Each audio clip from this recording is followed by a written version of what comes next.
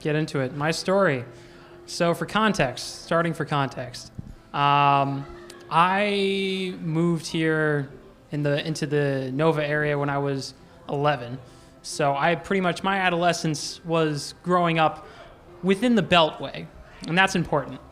So, it's just like I'm used to hanging out with my friends, being able to go to 7-Eleven, get some Arizonas. It could be like late at night, it's open, it's whatever. I learned how to drive in the Beltway. So you're used to like all the traffic, the very aggressive drivers that are very characteristic of Nova. So, all important context. So, college, I went to college down at UVA, and for my birthday, because I'm a nerd, my girlfriend at the time, she planned us a trip out to West Virginia to see the radio observatory. And so we got a B&B, or not a B&B, an Airbnb, not far away from the radio observatory, which is in West Virginia, which is like nestled in the mountains. The reason why it's good for a radio observatory, it's just like there's not a lot of light pollution. There's not a lot of like signal pollution. This is important context. So yeah, we're planning this little thing for my birthday. We're going out there, and it is. We do end up going out to see the radio observatory. We're taking pictures like with all these like big satellite dish telescopes, and it's very cool. And then we're driving back. And so we're driving back, just chatting, having a good time. And I notice a little light pops on my dash. It's the low gas thing. It's like, okay, this is fine. It's just a little bit of gas, and I'm just kind of like looking around. It's still light out. It's just kind of like a late summer afternoon. No big deal. We'll just kind of roll over to the next gas station. And so we do that. It's just because, again, I grew up from inside the Beltway, where it's just like you could just kind of cruise to the next gas station, and it would be there and it'd be open. And so I get there and it's not open, and I look at the hours as I'm like, why isn't anybody here? And it's just like, it's past 5 in West Virginia in like some very rural place. They're not there. They're gone. This is like a Saturday, I think. So they're not there. I'm like, okay, we still got a little gas left in the tank. And at this point, my girlfriend's kind of like looking at me, and she's kind of like, are we good? And I'm like, we're fine. This is fine. So we just keep going because what else are you supposed to do? So now it's, nestled in the mountains of West Virginia, where there is very little light pollution and also very little signal and cell pollution, where we're not getting any bars. And the sun is now setting behind the mountains, and it's getting dark, and we're just kind of still cruising down this country road. This is fine. We're not worried. I'm just like, I'm looking ahead. I'm like, on the side of my eye, I see her. She's like looking ahead. She's not trying to freak out. And, it's just like, what's going to happen? Are we going to run out of gas? Are we going to have to pull over to the side? Get attacked by bears? I don't know. We're going to find out, I guess. Just keep on going forward. If we run out of gas, something will happen. I hope. Maybe not. So, yeah, we coasting. I'm getting a little nervous at this point. I'm like putting in neutral when we're going down the hills just to save that little extra bit. And I remember it's dark now. The sun is low. And we're coming around this bend, and I'm like, I got a good feeling about this. I feel like we've driven past this. And it's just like, as we're going around the bend, I see a light from and it's a very, like that very specific fluorescent light from a convenience store. You know the one. And wow, that was just like beacon of hope. I was like, yes, please be open. And turn around, and I see someone, and I'm like, you're out here. The lights are on. I see a person. There's got to be someone inside. I'm getting gas. And we pull around the end, and it's like I hear my girlfriend let out an audible sigh of relief. She is thrilled. She's like, we're not going to die in the woods. I get a big kiss on the cheek, and we fill up the gas, and we're able to head on home. But yeah, I learned an important lesson of not everything is like inside the Beltway, where there is always gas and people are always there to provide you gas. And you could just get lost in the middle of the woods in the darkest place on the East Coast. That's fine. But it didn't happen. We got lucky. We just got lucky. So yeah, that's my story.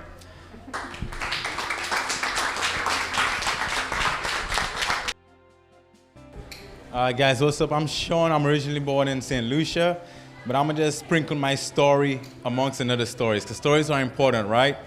So in marketing, there's this concept called blue ocean strategy. And blue ocean strategy is where you kind of not make a competition obsolete, but you kind of define yourself. And a lot of companies struggle getting there because they could say what they do, they could say how they do it, but you really can't say why you do it. Like certain brands, you know, all right, I feel it. And I see some sneakers back there. Nike, you already know Nike's tagline is just do it. It's a lifestyle. It's becoming very personal. The Jordan brand, another one. Some people think Jordan is the GOAT. I have other opinions, and based upon the stature for Jordan, I think Kareem Abdul-Jabbar is the GOAT, because if we're talking about rings and winning everywhere and stats, it's Kareem. Now, that's neither here. We're not going to get like into that big debate because I don't want anything being thrown at me. Now, stories are always a combination of good and bad. And sometimes when you're watching a show and you're into it, right? You're in season 1. Yo, this show is good. You're in season 2. Man, Ozark is killing it right now, right? Then you get to the end of the season and it's like, yo, what happened, right? Because they didn't have the end in mind. And sometimes we get so lost in our own story or in other people's story because we don't have an end in mind for our own story. We don't get to our why. And like I said, in stories have good and bad, and that's just polarization. What's good to me might not be good to you. What's bad to you might not be good to me. Like I grew up in an environment where the drug dealers sent me home and beat my behind when I didn't listen to my grandmother. You know, so the drug dealers were good to me. They took care of me in that aspect and didn't push me away from the bad influence. I was speaking to a lady back there, she mentioned about idle time and being tired from being busy, and that's a good thing. I was busy with other sports, so they knew I wanted to play basketball and tennis, so they kept me away from a lot of the dangers. And as crazy as it sounds, they were kind of like my extra parental figures. So in this room, who's a Superman fan? Y'all got to get out right now. Y'all got to leave right now. I'm playing. I'm a Batman fan. Right? And I know Batman has whooped Superman's behind so many times. So many times. And what makes Batman relatable to me is he's an orphan. You see, when I was a kid, I lost my mom at 9 years old to cancer. Now, good and bad. Now, as a kid, that taught me a valuable lesson. After all the pain, after all the cries, and sometimes I still cry, I'm not going to lie, but then there's a point where the cries turns into smiles. It's just the life that my mom lived. And my mom was a very smart individual, bank manager, but everyone would say the same thing about my mother. She treated everyone the same with a smile of grace and love, you know? And that's what I remember from my mom, and I try to carry that legacy on. Now, as it pertains to Batman, I relate to Batman's story. That's why it's important that everyone shares their story and find out why. Our guy Conor talking about West Virginia, running out of gas. My best friend Josh just walked in. Say hi, Josh. He just walked in. We were in West Virginia a year ago. We were low on gas, and I was scared. I'm from the Caribbean, y'all. I'm sorry. Like, I could get to where I'm going. I know people in every area. I knew nobody in West Virginia. And it's like, we good. The light's been on for like 20 minutes. We're good. Same thing Conor was saying. Stories are relatable. You see, and throughout my life, I've lost a lot of people in my life. Whether it's through violence, whether it's through car accidents, whether it's just a cycle of life. And the one thing I've learned in life is to be present while still having a picture for the future and still holding on to your past. Because you don't want to be too far stuck in the past, because then you're going to have regrets. Then you're going to be like living a day behind. Then you're going to be too stuck in the future. Then you might be anxious, or you might be working for something that never comes, but you still want to be present. Because realistically, the only thing we actually have is now and this moment. So that's what I've learned from my story and just losing different people and just learning to be present. If you're in a room with someone and you feel like you're the only person in that room that person is speaking to, man, that person has really mastered the art of being present, where they're fully attentive, like they're listening to everything you say, they're questioning, they have their thoughts, their process. And again, it's a good and a bad thing, but that's just the way life is. You know, you don't want to be too black and white. I work with data throughout my day job. That's what I do. I'm a BI analyst, so I do a lot of reports and black and white stuff. So for me, it's a different thought process, but I've learned to like actually paint colors between the lines. Forget about between the lines. I've actually learned to paint outside of the lines, outside of the box, because things are more beautiful that way. Things are more abstract. Things are more engaging, and everyone relates to everyone. And in the essence of being good or bad, it's just the art of polarization. A car battery has a negative and a positive, right? If for those that read the Bible, let there be light. There was darkness and light. That's just things are created by polarization. Now, unfortunately, we're in a time where it's kind of like polarizing, and it's emotionally draining at times, to be honest.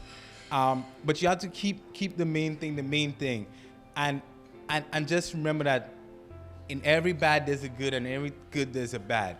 And as I continue to live my story, and I try to live with a few nuggets, just remember to always be present while still having a vision for the future and holding on to your past. And tell your story. If you don't tell your story, someone's going to tell it.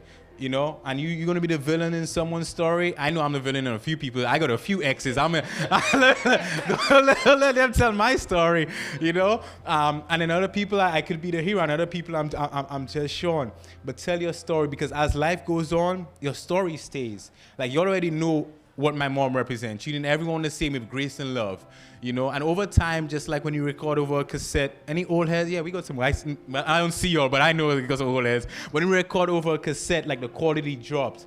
But when you know the why of a story, it sticks. When it's so simple, it sticks.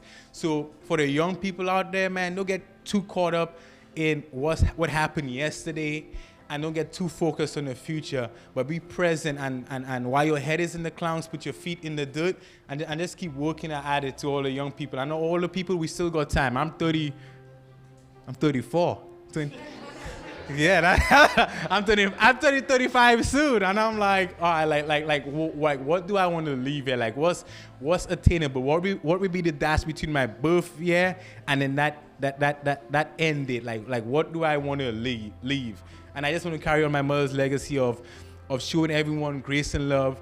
And is it hard at times? Yeah, especially when people take advantage of you. And I got a short fuse sometimes, because I'm my dad's child at the same time. But in terms of that, man, just like keep writing your story, keep dreaming big, and it's never too late, it's never too soon, and be present in the moment. And that's me for the night, guys. Thank you for letting me share.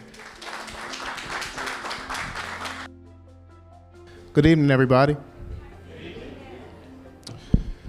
So I'm Nathan Jarelle. I'm an author here in the DMV region, and today I want to talk to you a little bit about doors.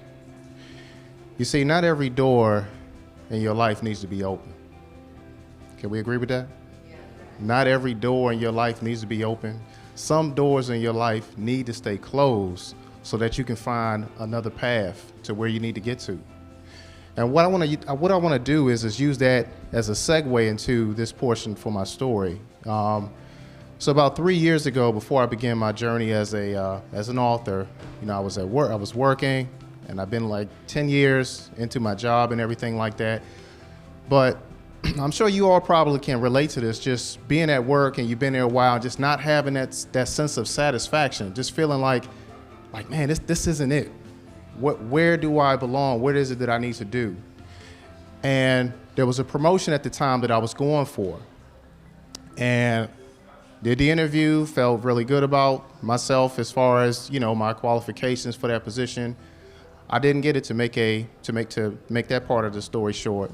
But it wasn't the fact that I didn't get the job that led to my journey. It was how it was done that kind of rubbed me the wrong way and put the chip on my shoulder that I needed to really pursue what I was passionate about.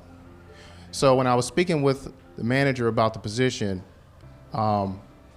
they told me that I wasn't qualified for the job.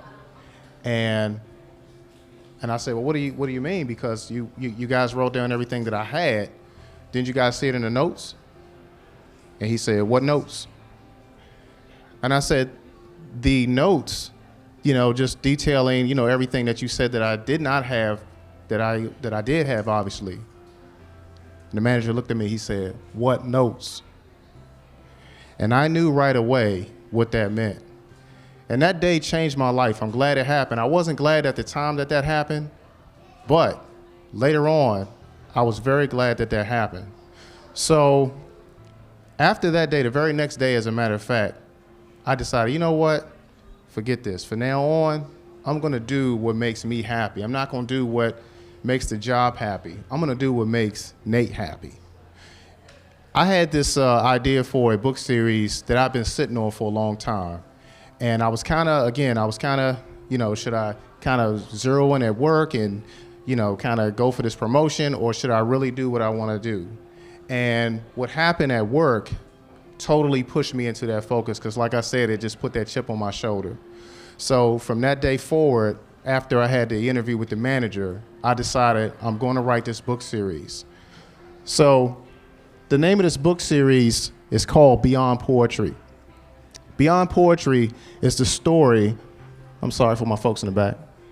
Beyond Poetry is the story of an African-American boy who's living in the inner city during the 1990s period. He loses his brother due to gun violence, and he decides to, or he kind of finds poetry as a sort of a coping mechanism to deal with the grief that he's dealing with at the time.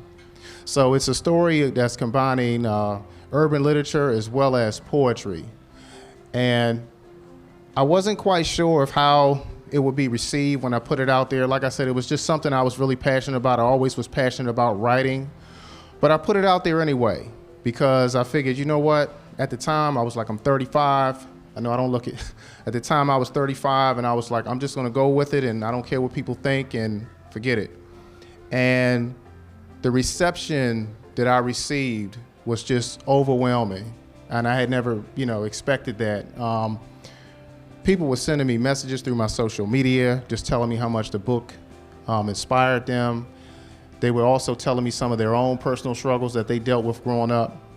And the reason I had been sitting on this book for so long is because as the main character in the story, Junior, that isn't me necessarily, but there are some elements that I included in the book of things that I went through my childhood. But for so long, I sat on that book because, growing up, I didn't play sports that well. Most of the kids where I grew up, they played basketball, football, and all that kind of stuff. And that wasn't my gift. And so for that reason, I always kind of felt like I should be like one of them, when really I should have just been myself. So I realized that's my gift. That's what I should be doing. And again, like I said, the reception that I received, some of the reviews that I read on Amazon, it just blew me away. So I wrote a second book, which is actually coming out on the 27th of this month. So let me just say this, right? No, I'm not making Stephen King money. No, I'm not making the kind of money from the other great book series of our time. But I'm living a dream. I'm having fun. You know why? Because money isn't everything. I'm doing something that I love, something that I'm passionate about, and I find a lot of self-satisfaction there. I find a lot of joy in that. So what I'm here to tell you today, folks, is that, some of these jobs that we work, yeah, I get it. We all got to pay bills, and we all got to make sure that the mortgage is paid, the lights are on, got to make sure you can afford the gas and all that stuff these days. But do something for yourself, not just for these jobs that we work where we don't, some of these jobs. And if you love your job and you have satisfaction there, that's great. But my point is, do something for yourself. You give these people 8 or 10 or 12 hours of your day, give yourself at least an hour to paint that picture, to write that book, to write that poem, to work on that and restore that old car, or whatever it is. Do something for yourself. Thank you. Welcome, everyone. My name is Dwayne. At Starbucks, my name is Carlos. And since I don't speak Starbucks, I usually order an extra large. All right, so with that said, we'll get into my story. I want you to think about a English-style wingback chair. Sits at a door. It has cherry wood, eagle claw feet. The stitching on it is smooth.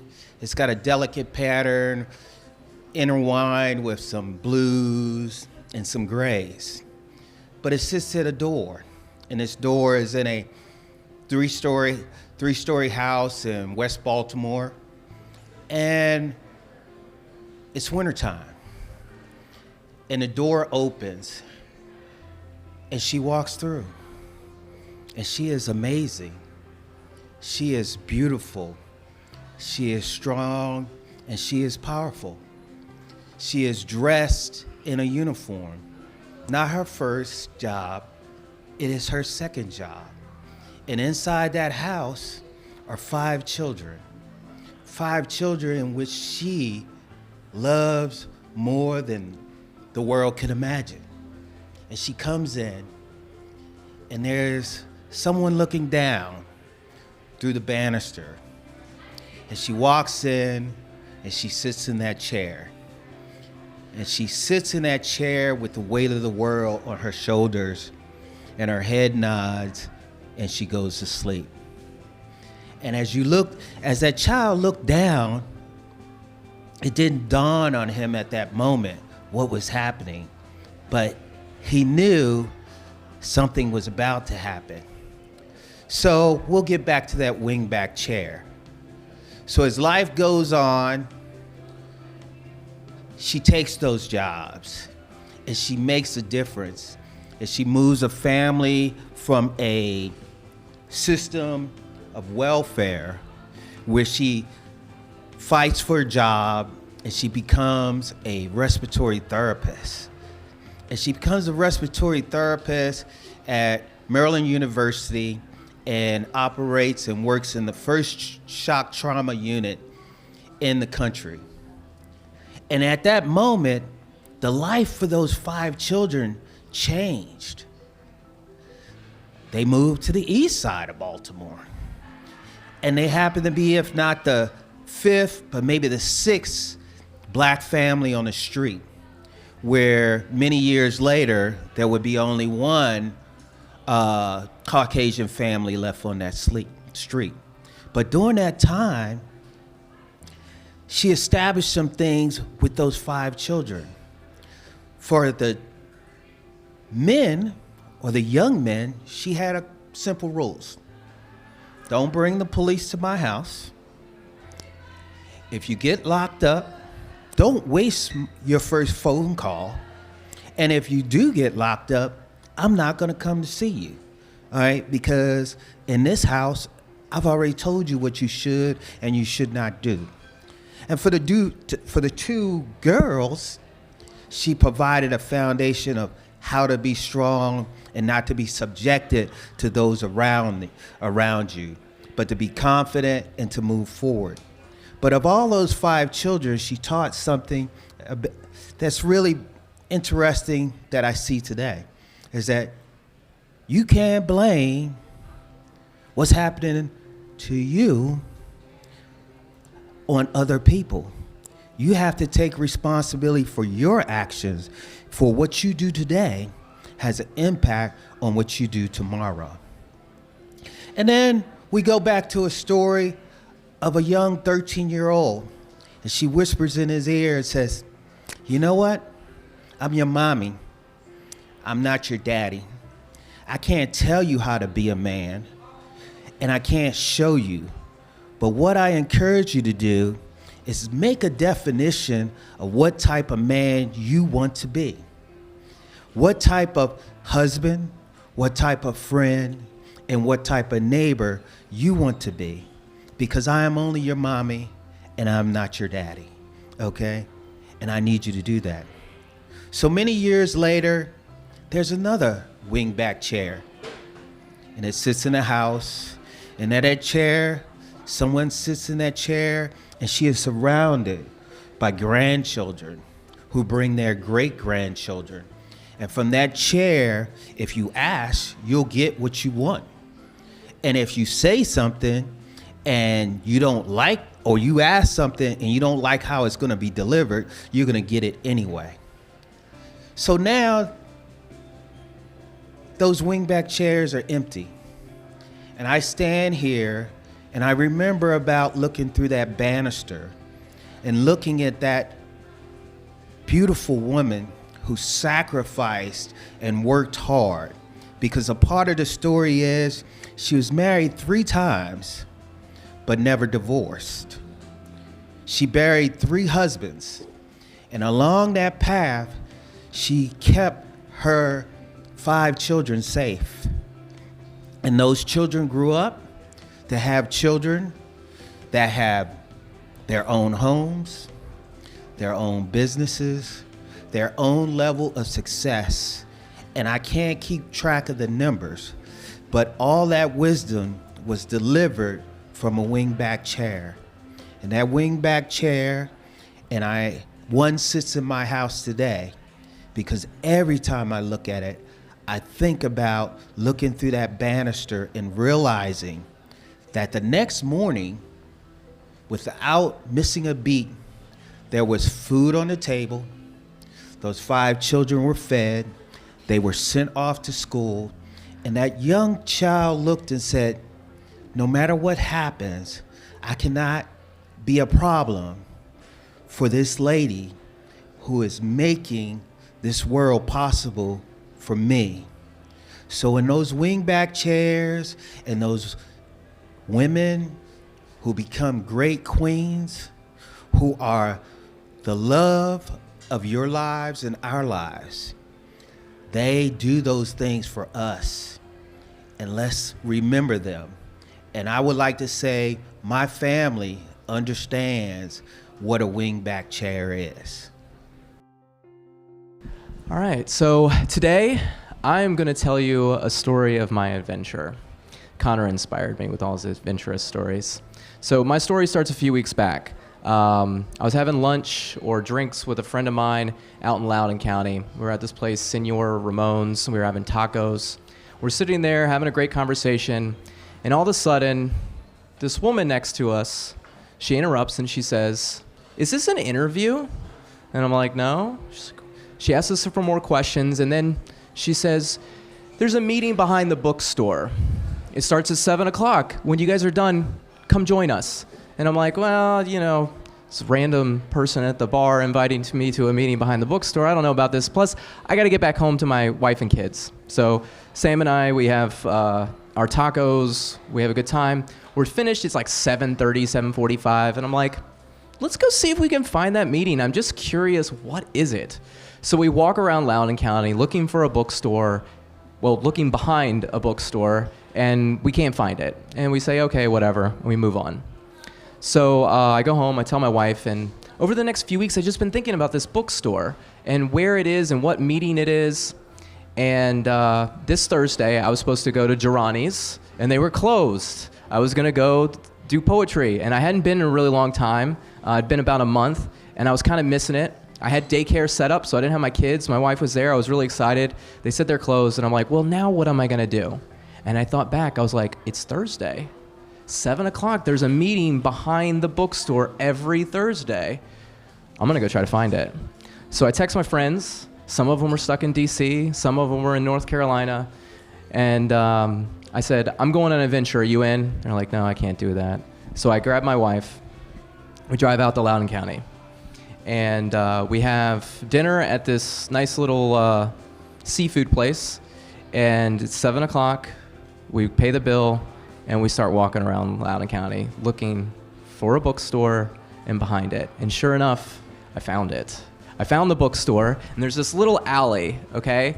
The bookstore's closed, you can't get in. There's a little alley, and I walk back, and there's 3 people sitting there in chairs, and it looks like somebody's backyard, like it's private property. And I'm like, hi, I was invited to a meeting. And and he's like, he gets up and he walks over to me. He goes, welcome. This is Pauhana. Come sit down. And I said, what is Pauhana? And he goes, well, I was born in Hawaii. And every day at the end of the day, we had Pauhana. And what that meant was you were done with work. You just conversed with people who were also done with work and then just like unwind from the day. And so every Thursday at 7 o'clock, we have Pauhana right here. And you can come and you're done with work and just converse with other people. So I sit down, there's 3 other people, and they are just some of the most interesting people I've met in such a long time. The gentleman to the right of me deals Chinese artifacts that were rescued from China during the Mao takeover. So when Mao took over China, he destroyed all their culture and their history.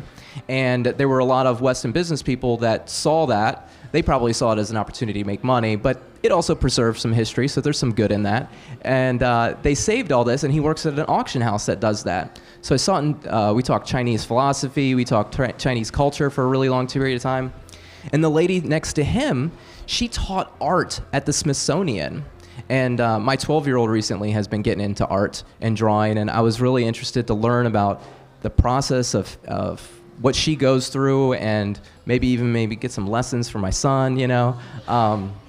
And then this other gentleman came on. He's an aerospace engineer, and I'm just like, you guys are like so accomplished. I print t-shirts, you know, like, how did you guys do all this stuff? And then about an hour into Pahana, the woman that invited me shows up.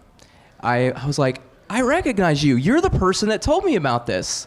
She sits down, and within minutes, she's arguing with me. Turns out she's like really hardcore against capitalism. And I'm not really like, I'm not trying to have an argument with her. I was talking about an article that I written recently about capitalism, and she's telling me that everything's broken and all this stuff, and I said, why? Why is it? And she goes, well, why do you think? So I went back in history. I'm like, well, we had the gold standard, and then we had the silver, and there was bimetallism, and the silver devalued the gold, but gold couldn't expand, so you had to have the fiat currency. I'm going through step by step, and she's like, you need to read something else. And I said, okay. I was like, well, what about Adam Smith's Wealth of Nations? And she says, Adam Smith doesn't know what he's talking about. He's not a historian. And I was like, well, you know, he talked to David Hume, and they're really good friends. David Hume was a great historian. She goes, David Hume doesn't know anything about history. I said, he wrote the history of England. He's a historian. And I go back and forth. She says, well, what do you think capitalism is? And I said, well, if you read Adam Smith, Wealth of Nations, what you'll realize is that capitalism isn't a set of rules that guards our economy. Capitalism is an observation of human behavior. Everything devolves into capitalism because it's just how people behave. People have ebbs and flows, they learn, they compound knowledge, and they grow and they get better. But natural human behavior doesn't really change. The technology changes. And it said, you know, the argument, she was talking about Keynes, who was an economist from Britain in the 1970s. And he had this really plan that she wanted to put at pros. And that's the same plan they kind of put into the European Union. And what they found is different states tried to manipulate the mechanisms of power to their advantage. And I was like, oh, kind of sounds like capitalism, doesn't it? Right? Somebody has money, they use their money to gain power so they can have better representation or better rules for themselves. I said, it's kind of like capitalism. The only way to get rid of that would be to control everybody. And that would be pretty bad, wouldn't it? Because then our freedoms would be restricted. And we went back and forth talking. And the people in the Pauhana were so kind, and they were like, she's being so rude to you. She's arguing with you. And I'm like, no, I love it. Like, I love passion. I'm good. Like, come at me as much as you want. And at the end of the night, I looked at my watch, and I'm like, oh my gosh, I was supposed to pick up my kids 5 minutes ago, and I have a 45-minute drive. My parents are not going to be happy. So I like rush out of there. I leave. It turns out it wasn't a cult, which is always the fear when you go looking for a meeting behind a bookstore. And I had some really enlightening conversation with some really amazing people. Even though we disagree, they were just good people. And I love talking about ideas and stuff like that. So I was very blessed to have that opportunity. And the old me would have never went looking for a meeting behind the bookstore, because that would have made me feel uncomfortable. And it did make me feel uncomfortable, to be honest with you, but I've learned to get through that. So, and I'm glad I did. So thank you very much. Good evening, everyone. My name is Hank D. So glad to be here with you all. And I just want to tell you a little bit on how I tried to free myself. I'm a grateful recovering alcoholic. This Wednesday I'll have, by the grace of God and the fellowship of a program, I'll have 22 years being free. They say there's like three things that can lead you to addiction. The first is genetics. And I had some very strong genetics. My father was a very heavy drinker. His way of bonding with me was taking me to the American Legion post, spending hours for him to drink his beer. And the second is the people you hang around with. Most alcoholics don't like to drink alone. I didn't like going in the basement, pounding them down. Actually, sometimes what I would do is I would have a whole 6-pack of beer, drink that for my primer before I go out, because I'm kind of a stingy guy and I don't like spending too much money at the bar. So I got the genetics, the people, and the final thing of the 3 points is the choices that we make. My father or my sisters, who loved to drink as well, did not force that alcohol down. Nor the people that I hung around with. Although I loved the drinking with other people, I loved the way that it made me feel. I feel like I could dance better, I could sing better. I was just more of a comedian, more personal. So that choice is the third thing, and I decided to take that on. Some may know that alcoholism is a disease, and once I start drinking, and I can't stop that. And so I kept going on. In my career, I was into music education. I went to Rhode Island College from Little Rhodey, the Ocean State, and I went to Rhode Island College. It's a 10-year college program. It took me 10 years to finish that program. Sometimes part-time, sometimes full-time, sometimes no time. But I was determined to do that. But my addictions seemed to get in the way. I wasn't the most brightest person and easy to learn things. It was very hard for me to learn things. Even my father, when I was a young child, he would try to spend some time with me, and he would get me so upset. He had little patience with me, and I would start to cry because I just couldn't get it. It got to be so bad when I was starting to read as a young child, I could not even say the word father. I had such pain from my dad, who I should be having this loving relationship with. And so in 1979, I went to visit my family in California. I'm the black sheep. I stayed on the East Coast. I went to visit them. They love to drink and party hardy. And so I did that, and I feel that God has a way of intervening in our lives. At least he did for me. And so I finally started to come to some of my senses and saying, look, my life's going nowhere. I'm trying to make it through a college, and I'm just not making it too well.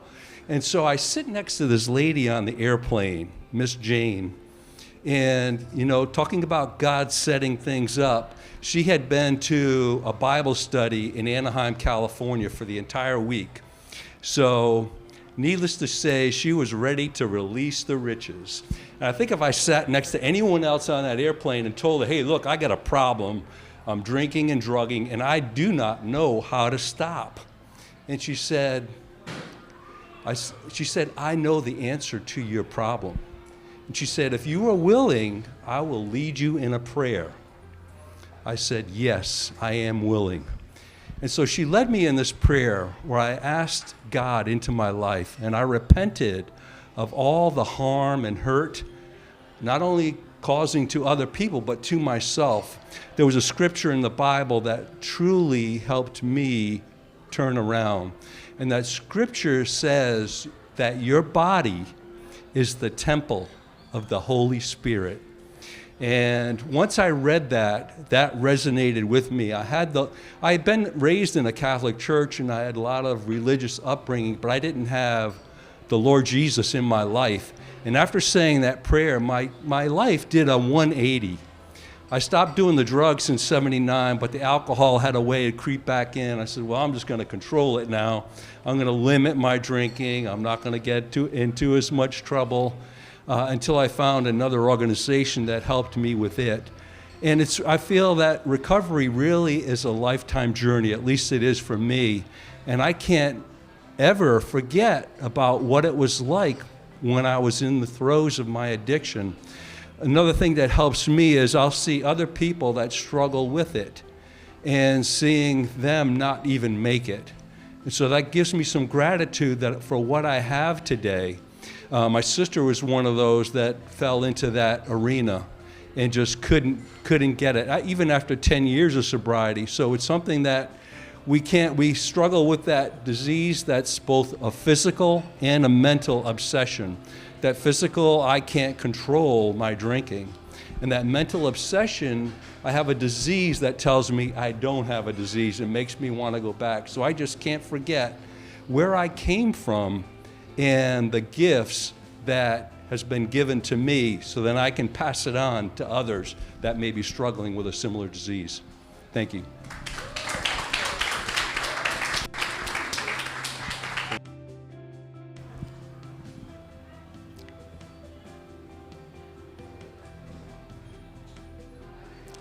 Are you living your dream, or are you living your fear? And how is that working for you? We stop growing when we stop hoping. We stop growing when we stop believing in ourselves. We stop growing when we don't see the light anymore. Fellow storytellers and ladies and gentlemen, as a little girl growing up in Morocco, I had one burning dream: to immigrate to America. That's all I could think about. I did not know how to do it. But I knew deep in my heart that one day I will board a silver plane, fly from Morocco, and land in my dream country, United States of America. My father didn't believe in me. My mother didn't believe in me. My friends didn't believe in me. In fact, no one believed in that sweet dream of mine. Every time I talked about it, they laughed at me. I can hear them right now laughing and saying, "You silly, silly girl." But why did they laugh? It's because I was never that brilliant student in school. In fact, I struggled to pass from one grade to the next. But one day, after graduation, I took action. On that day, I knew in my heart of hearts that my dream was going to come true. So I filled that visa application, had my photo taken, put on the best dress and makeup, and went to the American consulate to get my visa. I stood in front of the counselor. My heart was pounding. My hand was shaking. He looked at me from head to toe, looked at the picture on my application, then asked, "Are you Afaf?" "Yes," I answered weakly. He put his hand on the paperwork, pushed them slowly toward me, then said, "Afaf, your visa application has been denied." And just like that, he dismissed me with very cold words. "Good day and thank you." Ladies and gentlemen, he never gave me a reason. He never gave me an explanation. He just took my dream, crushed it in front of me, and dismissed me with cold words. Of course, I was dejected. As I walked out into the street of Casablanca in a mid-sunny day, I felt the wetness of my tears falling on my cheeks and staining my makeup. My heart was broken. My dream was over. What would my father say? What would my mother say? What would my friends say? I can see them right now looking at me and shaking their heads and saying, "You silly, silly girl." But fellow storytellers, I felt the giant residing inside me. And with the giant help, I said to myself, it's not over yet. Go back and try again. You know what they say. When there is a will, there is a way. Ladies and gentlemen, what I'm going to tell you today is nothing new. It's a common knowledge, but not a common practice. There is a difference between knowing something and doing something. Fear of failure is our first enemy. It stops us from even trying. So we give up so quickly and we aim so low. Have you ever listened to that little voice inside your head? You know what I'm talking about. That little voice that tells you what you can and cannot do. If you don't learn to shut it down, it will shut you down. Fellow storytellers, I went back to the American consulate 6 months later. I stood in front of the same visa clerk, but this time the giant that was residing inside me was standing beside me and gave me so much courage and determination. By the way, no one should stand in front of determined women. Don't you think, ladies? He looked at me from head to toe, put his hand on the paperwork, pushed them slowly toward me and kept his hand on it. I looked at the counselor's pasty face. My heart was pounding. My hand was shaking. Then I saw a shadow of a smile on his pasty face. He said, Afaf, your visa has been approved. Hey!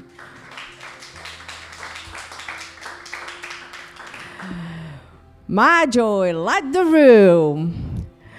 Fellow storytellers, I immigrated. I have been in this country for 26 years. This great nation, America, gave me so much and so many opportunities. I truly feel blessed. Just like what Disney said, if you can imagine it, you can dream it, and you can make it happen. I came a long way from that silly girl with the sweet dream. I overcame my fear of failure. I found the giant inside me that gave me so much courage and determination. And I learned to shut up that voice that tells me what I do and cannot do. Because that voice can even shout at you, silly, silly girl. Fellow storytellers, please, people's opinion does not have to become your reality.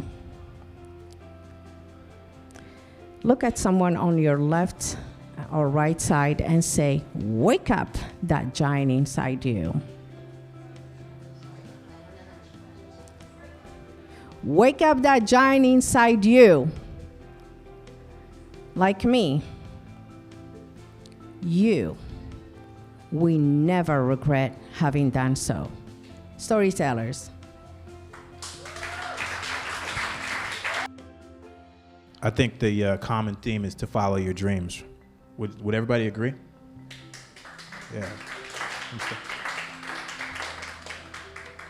And every time I come here, this is my third story slam, but I don't know, it's like chicken soup for the soul, because there's nowhere else where you just come in with a room full of strangers and you can share commonalities and common stories, and you reach this conclusion that we are just humans, we're on this plane, we're on this journey together, and love is the glue that holds it all together, and it's a shared live experience.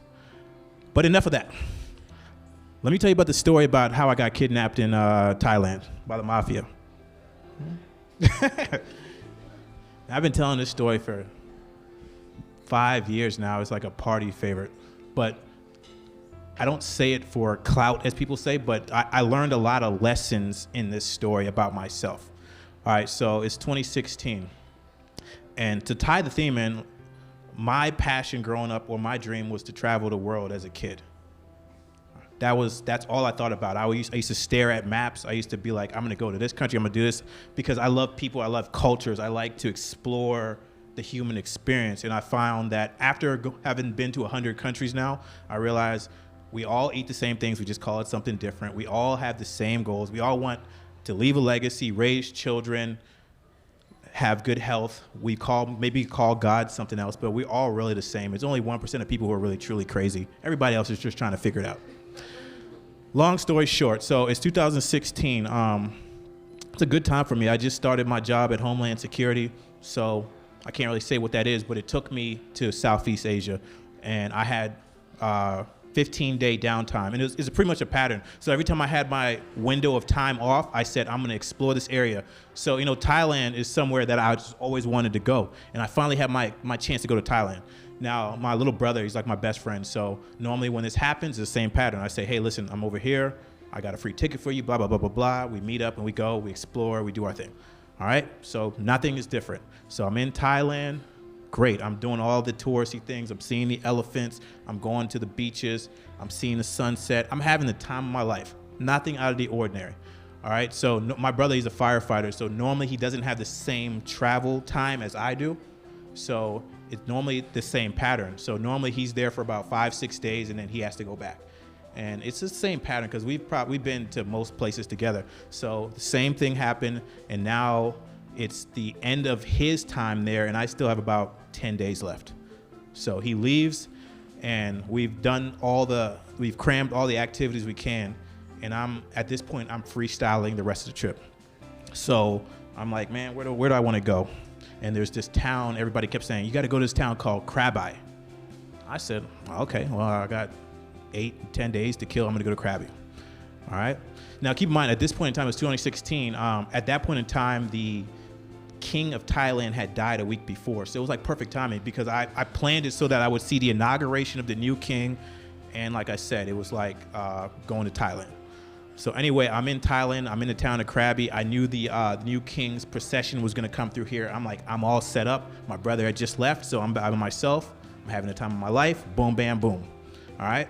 So I'm walking around Krabi, and I keep seeing this guy.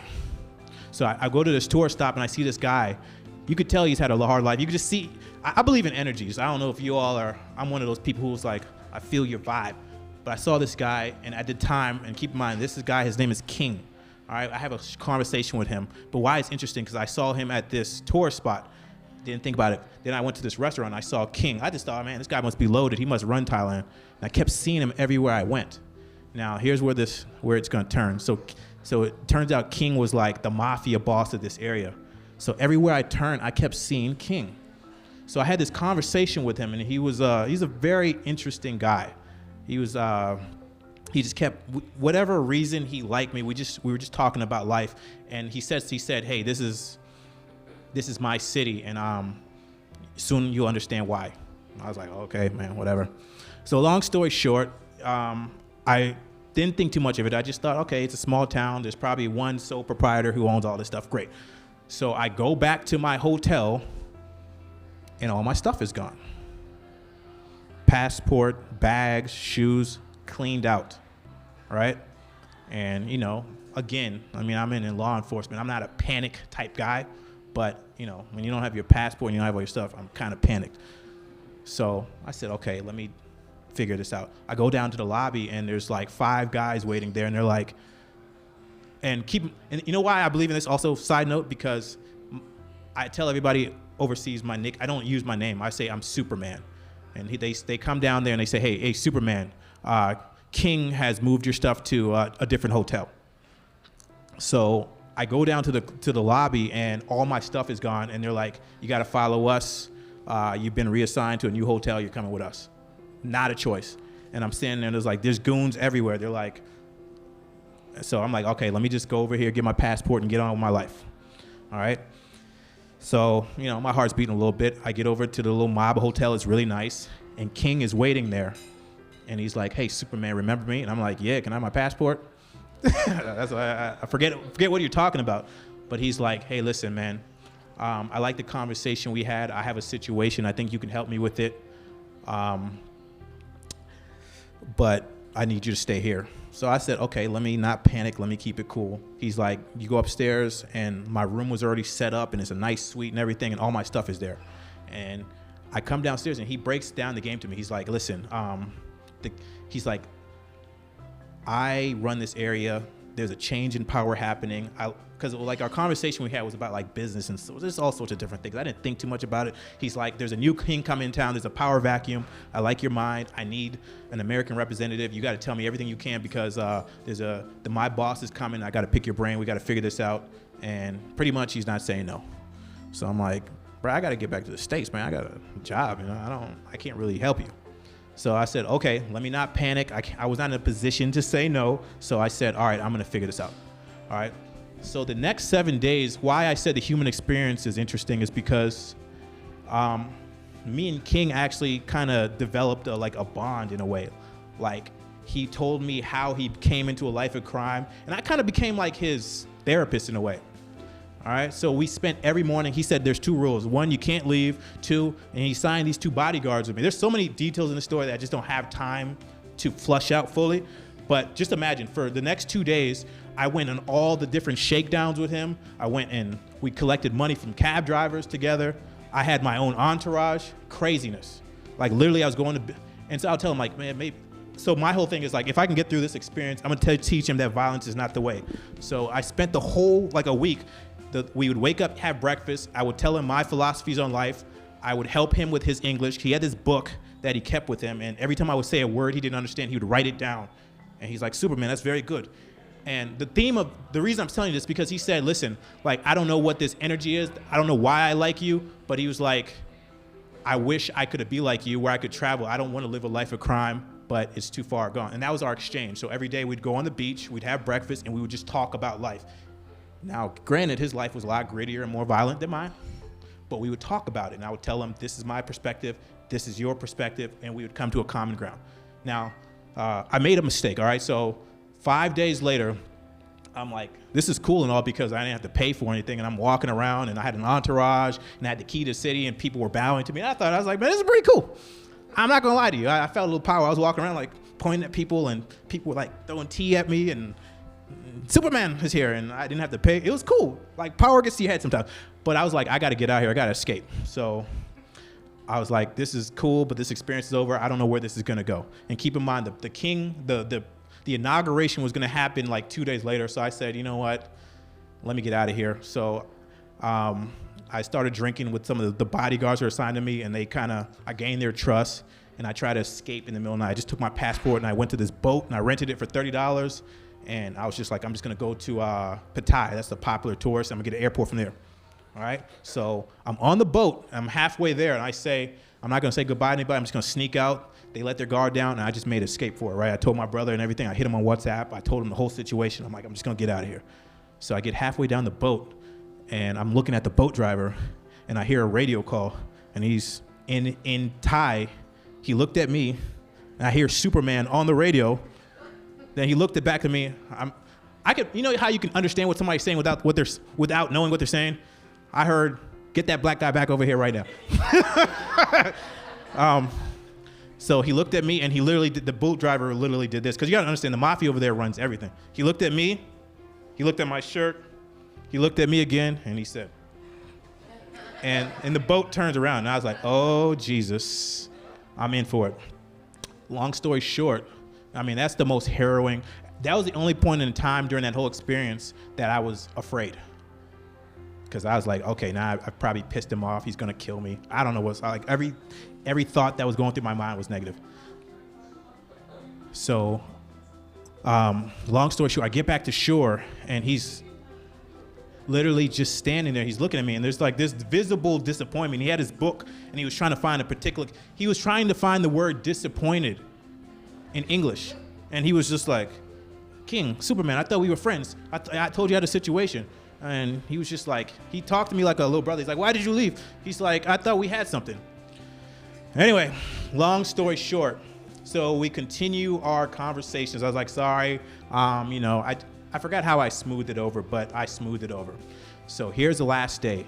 And this is where it gets interesting, because this is the first time, and keep in mind that when talking to King, everybody feared him, even the cab drivers and everybody, right?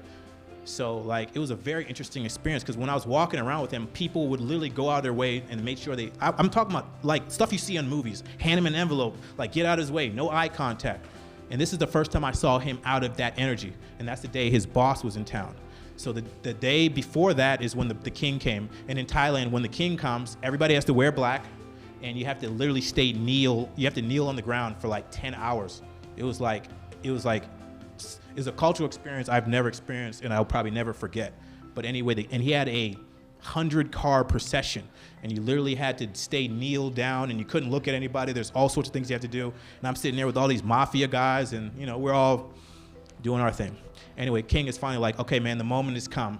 Because at this point in time, I was telling him about real estate in America, and I was telling him this and that and this and third, and he was writing it all down. He's like, my boss is coming, and he's chain smoking, and he's just like, he's trying to go over his lines, and he's coming and everything. And finally the day came where his boss got there, and I've never seen a movie character like this in my life. This guy walks in, and it's very clear that he is in charge. There's no doubt in my mind this guy is a person of authority. Like I said, energies don't lie. He didn't look at anybody. Nobody looked at him. Nobody spoke. Even all the giddy mafia guys were all just shook. Even King would not look this guy in the eye. And keep in mind, there's children here, so there's a lot of parts of the story that I have to omit. But the moral of the story is, I think what saved me, and I think what I learned from this, is the fact that if I hadn't shared the human experience, I think I wouldn't be here today. All right? And after that, because I shared that experience and because they all vouched for me, they actually let me leave with some certain conditions, of course. So to wrap this all up, after that experience, I took away two things. One is like the power of communicating and talking with people is everything. The human experience is everything. And, never stop chasing your dreams, because now I don't miss an opportunity to converse with people. And that's what, chase your dreams. And if you're ever in Thailand, don't go to Krabi, don't wear a Superman shirt, and you didn't know me. All right? Take care. Hi, everybody. Well, my story ain't as grandiose as that. I can tell you that right now. But I will say that I will agree that every time I come, there's always a theme. And whatever story that I have in my head, it just always just kind of falls into what everybody else is saying. And I love that. So I'm just going to start by saying that, yes, follow your dreams, push through, like the lady was saying. Like if there's something that you want or you're needing to do, just do it. Case in point, so hi everybody, my name's Ayanna, and I'm a control freak. So I like to plan. I even make plans for when I'm gonna plan and how I'm gonna plan it. So when I moved here, I'm from Tennessee. When I moved here, I had a plan. And it was a great plan.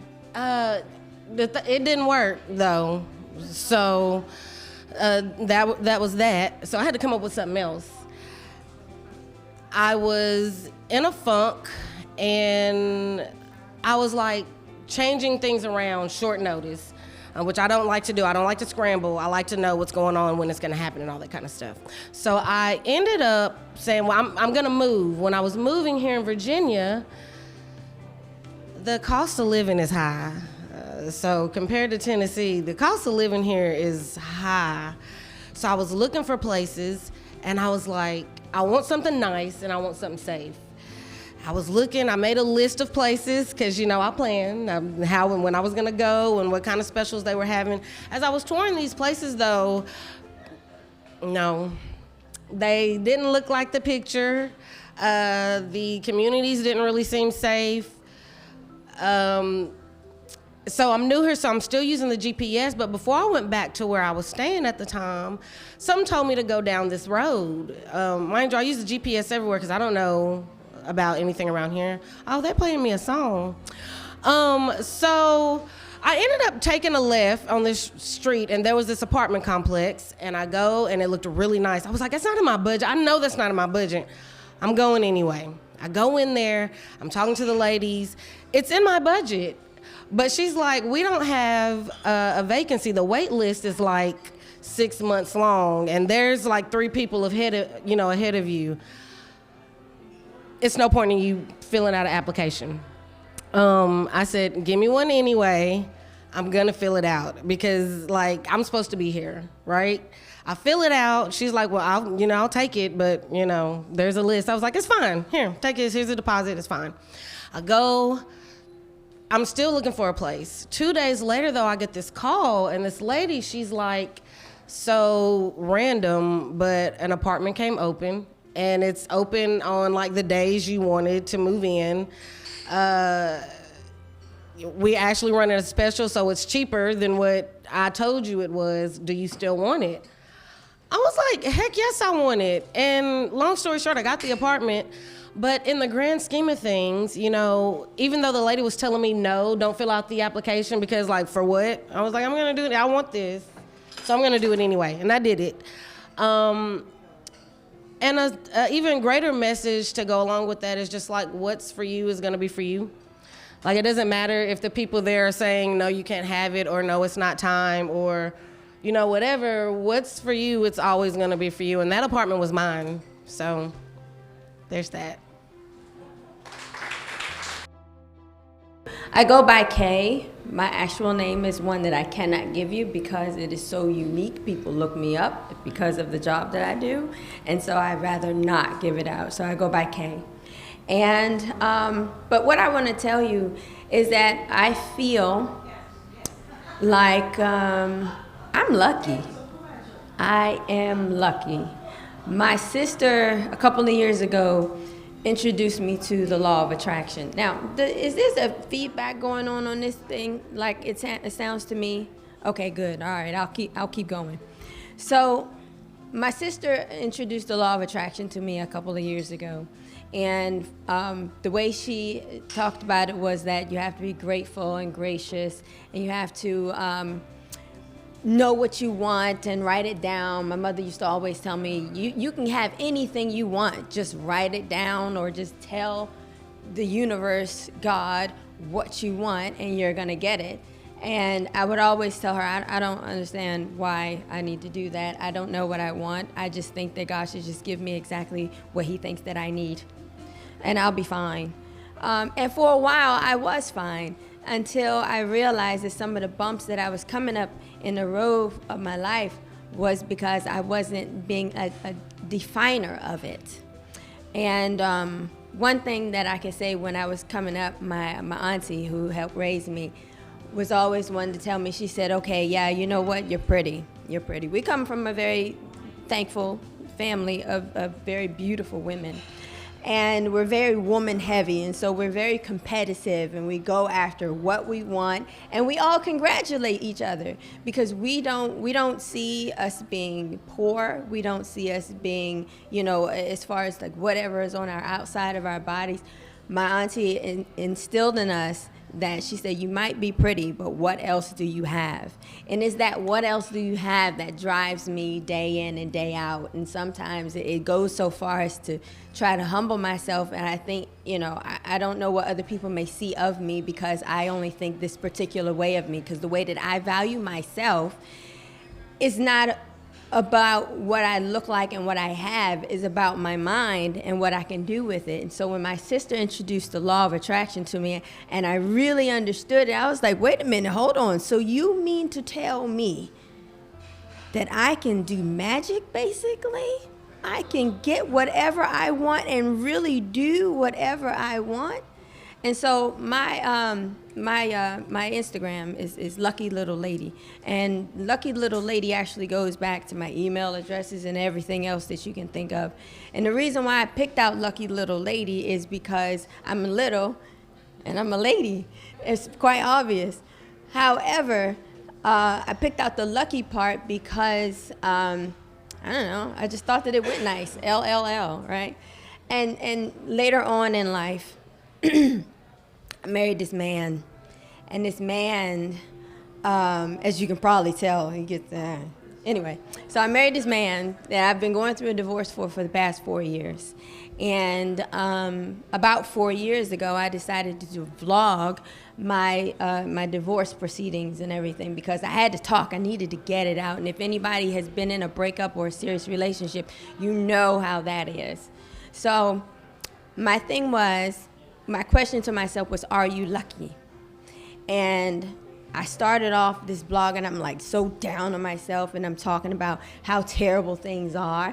And then I said, wait, throughout this conversation with myself, I stepped back and I said, one day I hope that I can remember this day and think that this was crap and that my life has come so far and I've done so much and I have just taken things head on, and I've grown into such a beautiful human being inside and out, and no matter what this person is, did not get me down, and I have beautiful children, and I have just progressed on, and whatever this guy said is never going to define me because I define myself.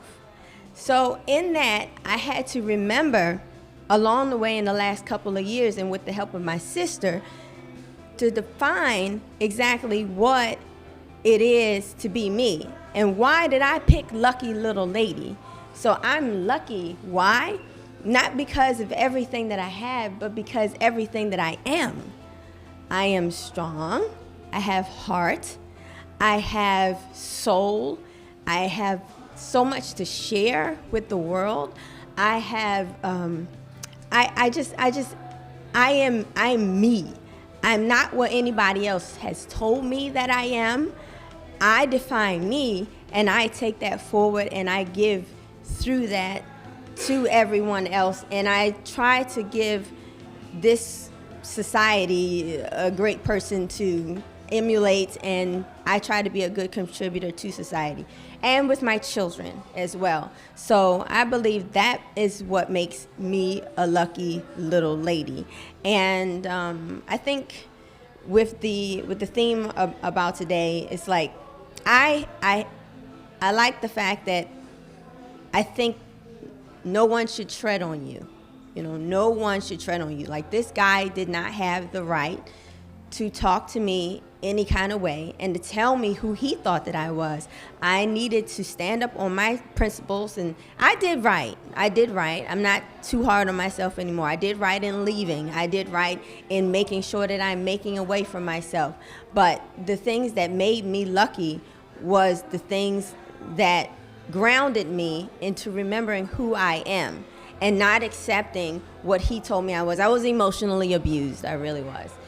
But as long as I remembered who I was, this guy's words and anyone else's words could never get me down. Like, when people sat back and looked at me and they said, wait a minute, you want to be what? Because she introduced me. I don't like to tell people what I do for a living. But yeah, a lot of people turned their backs on me. A lot of people didn't want to be my friend. A lot of people didn't want to listen to me anymore or anything like that because they was like, oh, you want to go off and do law enforcement. Oh, you want to be a cop. Oh, don't talk to her. But the thing is, nobody's doing anything for me. Nobody is taking care of me. And this is what I want to do. And why does it have to be a dirty word to be in law enforcement?